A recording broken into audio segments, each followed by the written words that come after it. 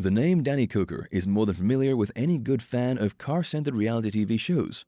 Not only is his History Channel series Counting Cars wildly popular on its own, but Danny's eccentricity, style, and more than evident passion for old classic cars make him quite an unforgettable TV personality.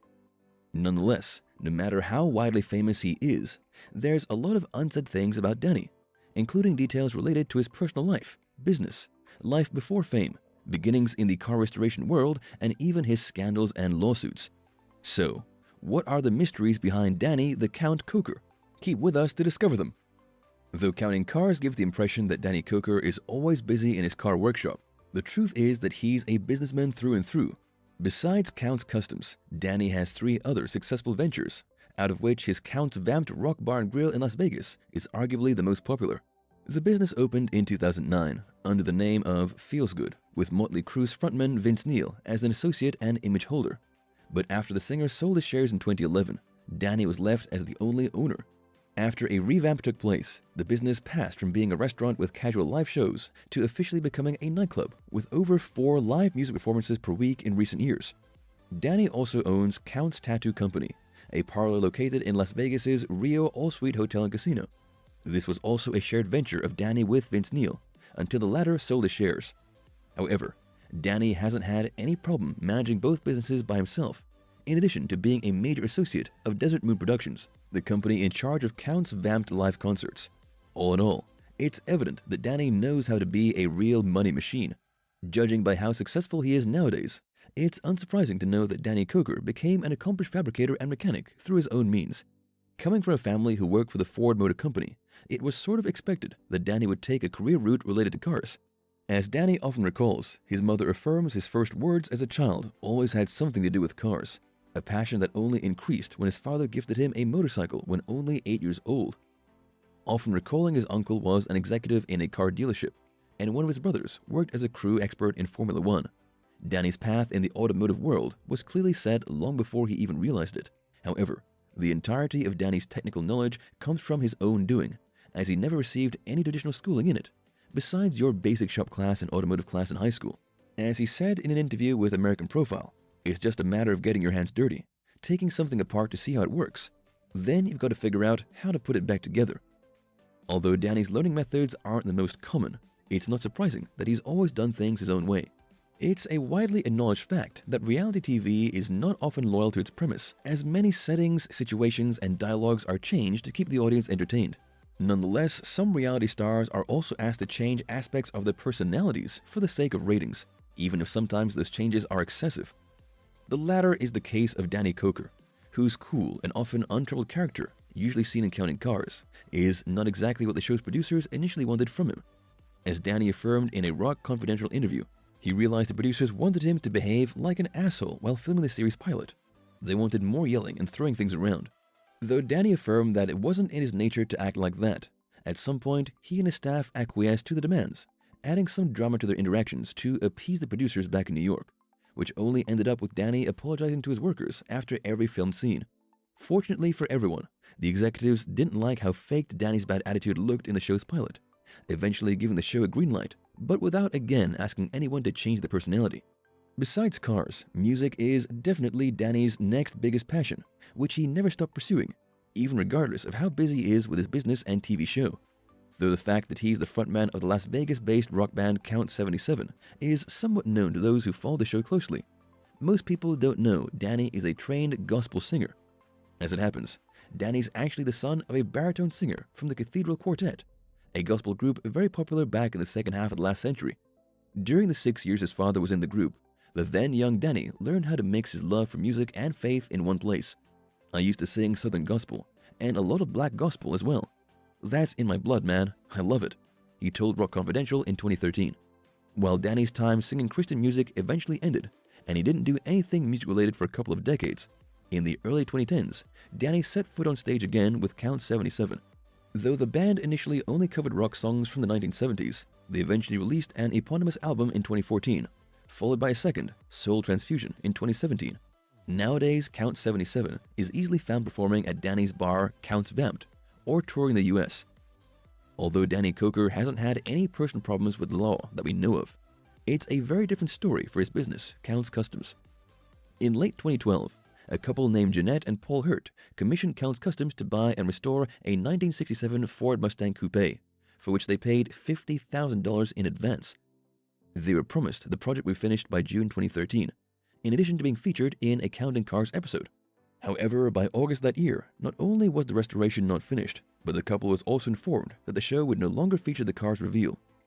After deciding to continue the project, Jeanette and Paul found out in October that year that Count's Customs bought a different car than the one agreed, which would cost them an additional $19,000. So in 2014, the couple filed a lawsuit asking for a refund of their $50,000, though it's unknown what the case's resolution was. In 2016, Count's Customs filed a lawsuit for cost restitutions against Joseph Frontiera, who was a former shop's employee. As it happens, Frontiera had used $75,000 of the business's money to cover payments for his car and travel costs by faking the signatures of his bosses. Count's Customs ultimately won the case in 2019, and Frontiera was ordered to pay $41,257 in restitution. Knowing how greatly popular Counting Cars is, it's not surprising to discover that the show is actually a spin-off from the internationally famous Pawn Stars, a History Channel series which many people don't realize that Danny Koker appeared in too. As it happens, the guys from Count's Customs are longtime friends with the Harrisons, who invited Danny onto their show, knowing how knowledgeable he is when it comes to classic cars. Danny's first appearance in Pawn Stars dates back to 2010, during the 3rd season, becoming a regular guest in the show for the next 3 years. Needless to say, Danny's presence in the show was a total success, and he was soon receiving offers from several networks to be in their projects.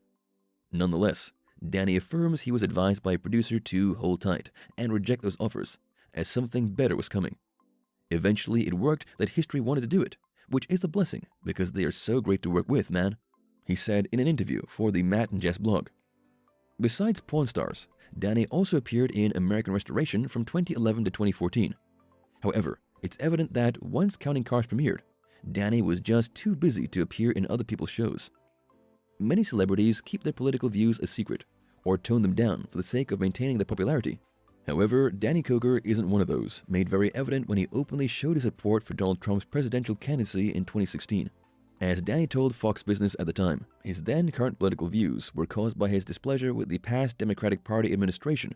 It has not done its job for the past 7.5+ years right now. As a businessman, I need somebody that's going to help fix that. Though he affirms that hard work and success were penalized with taxes and regulations, the apparent damage that a non-Republican administration might cause over the country's national security were one of Danny's other main concerns back then. Just by taking a look at Danny Koker, we can tell he clearly hasn't let go of the 1980s biker style. Nonetheless, his trademark bandana, tattoo-covered arms, and dark sunglasses aren't as eye-catching as the style used to have a couple of decades ago. In the early 1990s, Danny hosted Saturday Fright at the Movies, a showcase type of series which introduced horror movies to its audience.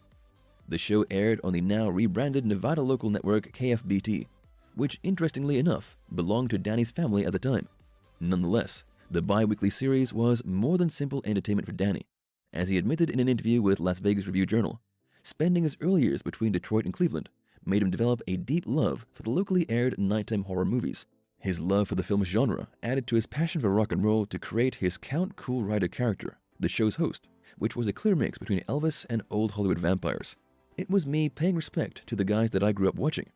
Though his family sold KFBT in the early 2000s, Saturday Fright at the Movies was an undeniable local success for 10 years, and his eccentricity clearly made him a local celebrity. It's not only that Counting Cars lets its viewers see some of the most amazing and otherworldly car renovations, but the fact that they exclusively focus on classic cars sets them apart from other reality shows of the same genre.